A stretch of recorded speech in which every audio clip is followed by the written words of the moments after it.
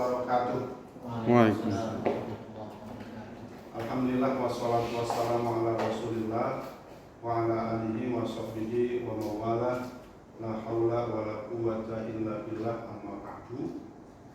Alhamdulillah teman-teman, hari ini kita bisa hadir dalam persiapan untuk mengikuti audisi yang diselenggarakan di salah satu stasiun televisi. Mudah-mudahan dengan persiapan yang kita lakukan pada sore hari ini, apa yang kita persiapkan nanti, saya berharap kalian bisa masuk dalam audisi tersebut. Ya. Baik, sebelum saya mengawali ngobrol-ngobrol ini, saya ingin tahu nama lengkapnya ya. Untuk yang pertama, ini nama lengkapnya siapa? Ika Wardatunisa ya. Oke, jurusan Pendidikan Agama Islam semester 5 naik ke 6 ya. Ya baik, selanjutnya sebelahnya silakan nama lengkapnya. Assalamualaikum warahmatullahi wabarakatuh. Waalaikumsalam warahmatullahi wabarakatuh. Perkenalkan dulu, nama Ya. saya Jalaluddin Rahmat. Umur 23 tahun, alamat dari Kampung Pangkalan, Desa Sukamekar. Saya alumni kemarin. Alumni kemarin dari SPK angkatan berapa ya? Oke. Jadi untuk mengikuti audisi ini, apa-apa saja yang perlu kita persiapkan? Setidaknya ada 10 item. Yang pertama adalah siapkan materi ceramah dengan baik. Bagaimana ceramah ini memenuhi standar yang telah diberikan. Satu contoh misalnya, dalam durasi waktu 3 menit ini nanti ada salam, kemudian ada puji-pujian atau hamdalah, kemudian ada penghormatan, kemudian ada pembahasan materi yang tentunya di situ dimasukkan terkait dengan ayat Quran yang kita bahas atau yang akan kita sampaikan. Kemudian ada hadis yang mendukung dari tema pembahasan yang kita sampaikan. Kemudian nanti diakhiri dengan salam. Jadi itu diantara salah satu karakteristik dari struktur ceramah. Kemudian yang kedua, agar kalian ini lancar dan fasih dalam berceramah. Bagaimana pengucapannya, bagaimana deliverynya, bagaimana gesturnya, bagaimana intonasinya. Jadi dari awal, pertengahan sampai akhir ini lancar, tidak belibet, tidak grogi, tidak blank. Karena itu usahakan dalam waktu yang diberikan ini kalian fasih dan lancar. Apalagi Ustadz Jalal ini dia punya background Qori ya. Nah, ini sudah menjadi satu modal supaya ini bisa ditampilkan dalam ajang atau seleksi audisi dakwah. Kemudian tadi Ika juga, kalau saya lihat juga punya bakat-bakat tertentu, nanti juga bisa ditampilkan, dan itu semaksimal mungkin dengan penampilan yang fasih atau lancar. Kemudian yang ketiga, interaksi dengan audiens. Artinya kalau persiapan ceramah dalam posisi online atau nanti direkam dalam bentuk video dan dikirim, ini juga untuk tidak lupa menyebut atau ada sapaan-sapaan, baik misalnya penghormatan kepada Dewan Juri ataupun sapaan-sapaan kepada para sahabat-sahabat aksi gitu ya.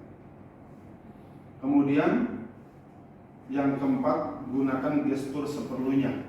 Jadi dalam kalian menampilkan ceramah, baik ketika dalam video yang diminta, yang dikirimkan, ataupun ketika nanti kalian audisi dalam bentuk Zoom, ataupun ketika nanti kalian audisi secara offline, secara langsung, maka tidak lupa untuk bagaimana penyampaian diiringi dengan gestur yang mendukung.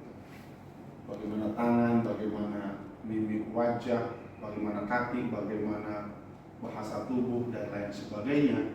Sehingga dengan gestur ini kalian tampil tidak kaku. Ika juga sudah sering latihan di rumah ya, tentang gestur ya. Iya, Jalal juga kayaknya udah pengalaman ini ya. Baik. Kemudian yang kelima, ada nuansa entertainment. Misalnya ada dari dimensi humornya, ada ceritanya, atau mungkin ada clue-clue yang lain yang mana dalam penyampaian ceramah ini nanti tidak terkesan monoton. Jadi ada pencairan suasana. Ini diperlukan supaya ketika si pendengar atau jamaah yang menyaksikan, mereka tidak jenuh gitu ya. Kemudian yang keenam, gunakan waktu dengan baik sesuai yang telah ditetapkan. Kalau misalnya diberikan waktu 3 menit, berarti kalian sudah melakukan mapping time, mapping waktu. Mana di detik pertama mengucapkan salam, di detik berikutnya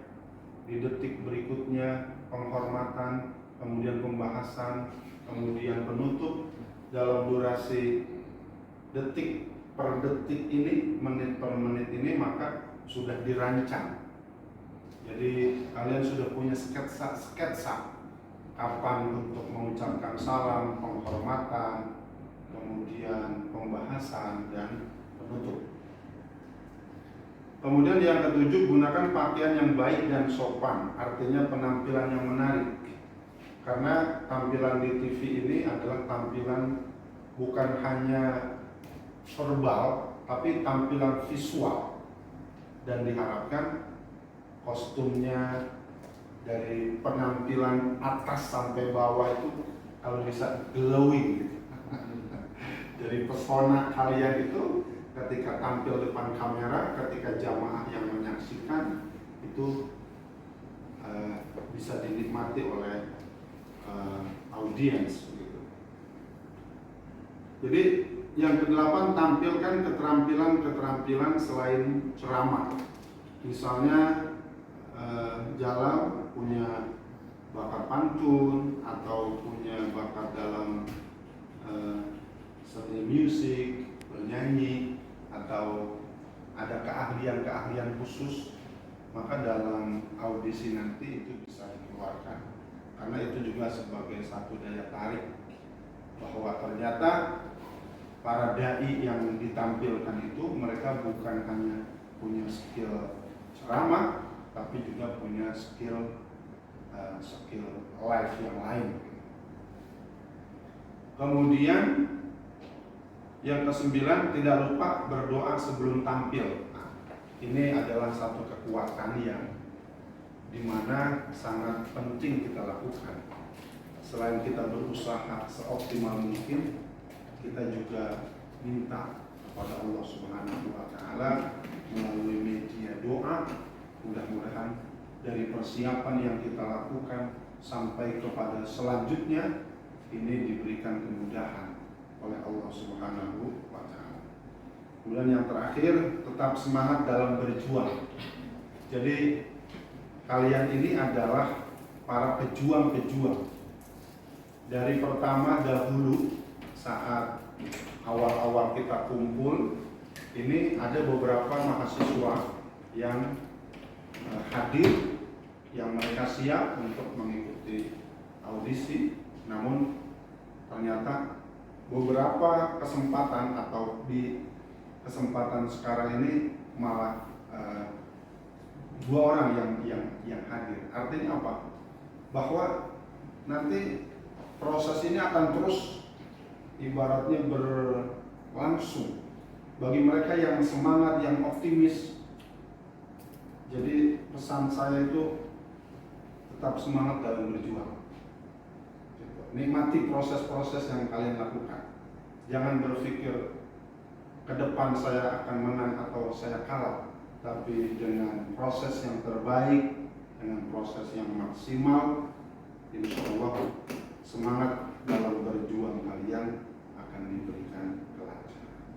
Itu sebagai tips-tips dari saya untuk kalian bisa mengikuti audisi dai di televisi yang nanti akan ditayangkan pada saat itu. Baik, sebelum nanti kita pada pengambilan gambar dan lain sebagainya untuk kebutuhan video yang akan dikirimkan, mungkin Jalal atau Ika ada yang mau ditanyakan. Silakan.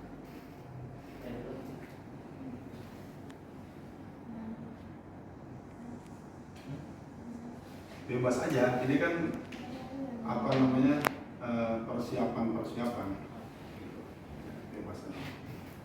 Ini bro, Ya. biasanya dari peserta itu pasti merasakan deg-deg yang luar biasa ya. Iya. Demam panggung lah. Itu gimana tuh solusinya biar demam panggung ini bisa teratasi, bisa nggak terlalu grogi gitu.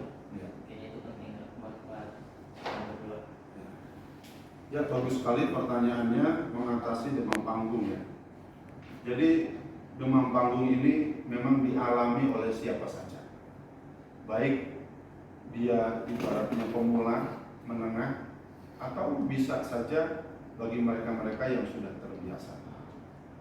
Maka demam panggung ini sah-sah saja, boleh-boleh saja.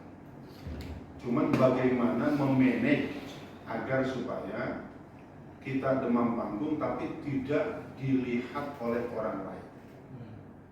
Grogi itu ada, tapi bagaimana kita bisa memanage grogi dalam diri kita sehingga hanya kita yang tahu tapi orang lain tidak tahu. Maka bagaimana kita berupaya untuk menghilangkan atau mengurangi demam panggung tadi? Yang pertama adalah latihan dengan maksimal. Jadi dalam durasi ceramah 3 menit, dalam durasi ceramah 5 menit, waktu kami di karantina, itu kami dari mulai ba'da zuhur sampai jam 11 malam. Ba'da zuhur sampai jam 11 malam. Di situ kita berlatih secara maksimal untuk tampil dalam durasi yang hanya 5 menit. Maka selain persiapan dari sekarang ataupun nanti ketika kalian alhamdulillah misalnya lolos, maka pesan yang pertama adalah latihan dengan maksimal. Yang kedua adalah kalian memahami atau mengerti atau menguasai konsep yang disampaikan. Karena ketika orang memahami konsepnya, dia mengetahui, dia memahami apa yang akan disampaikan, maka akan muncul rasa percaya diri yang maksimal buat orang tersebut. Misalnya temanya tentang lingkungan hidup, maka dia mengetahui bagaimana ayat yang terkait dengan lingkungan hidup, bagaimana hadis yang mensupport tentang lingkungan hidup. Maka dengan kita memahami, mengetahui, dan paham betul terhadap konsep yang kita miliki, insya Allah demam panggung itu sedikit demi sedikit bisa dikurangi. Kemudian yang ketiga adalah bisa karena biasa. Karena itu kalian dari sekarang itu sudah membiasakan diri berlatih di depan kamera, berlatih di depan kaca, berlatih di depan orang, berlatih di depan teman-teman.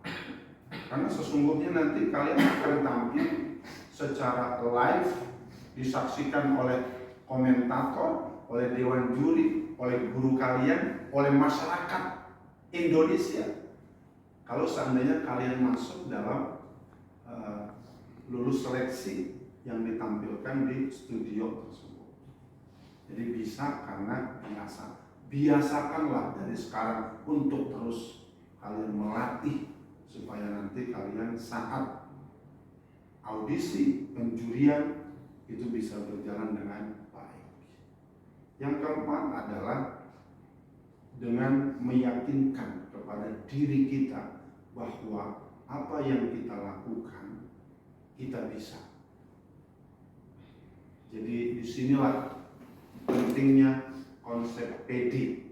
Bagaimana kita percaya diri terhadap diri kita sendiri. Selanjutnya adalah jaga kesehatan, minum vitamin, tidur secukupnya, gunakan waktu dengan sebaik-baiknya. Insya Allah dari upaya-upaya yang kita lakukan, pikiran kita positif, badan kita sehat, doa kita kepada Allah tidak lupa. Insya Allah tadi grogi itu bisa berkurang. Ada, namun orang tidak melihat bagaimana kita grogi. Ada yang mau ditanya? Ini pas lagi karantina di sana itu biasanya pas mengambil ayat itu kan metode menghafal Ya. Ya. Jadi dalam retorika pidato itu ada 4 metode. Metode yang pertama adalah membaca teks. Yang kedua adalah memorizer atau menghafal. Yang ketiga adalah impromptu. Tiba-tiba kita hadir dalam sebuah acara, kita diminta ceramah, itu namanya metode impromptu. Kemudian yang keempat adalah extemporan. Extemporan itu adalah kita mencatat apa poin-poin yang akan kita sampaikan.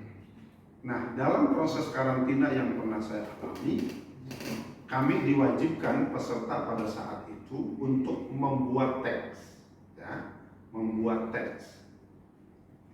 Ketika teks itu dibuat dalam durasi 5 menit, selesai dibuat, maka diserahkan kepada mentor. Nanti mentor itu akan melihat bagaimana kualitas daripada teks itu. Nah, apabila di ACC, maka kita lanjut kepada menghafal teks itu, dihafal ya. Kemudian setelah kita hafal terhadap teks itu, maka kita menguasai, artinya lompat dari menghafal kepada menguasai, sehingga ketika kita nanti tampil di depan kamera, kita tidak terkesan orang yang sedang menghafal, tapi memang kita expert dalam apa yang kita sampaikan. Jadi begitu metodenya. Karena itu nanti kalian diminta untuk mempersiapkan beberapa tema, kalian siapkan teksnya, kalian hafalkan, kalian siap berjuang untuk menyampaikan dakwah dalam ajang tersebut. Demikian, jelas? Baik, itu saja yang dapat saya sampaikan. Selanjutnya akan kita lanjutkan dengan berlatih. Dan bila siap, nanti juga akan kita rekam untuk dikirim video kepada panitia tersebut. Dari saya cukup sekian, saya akhiri. Wassalamualaikum warahmatullahi wabarakatuh.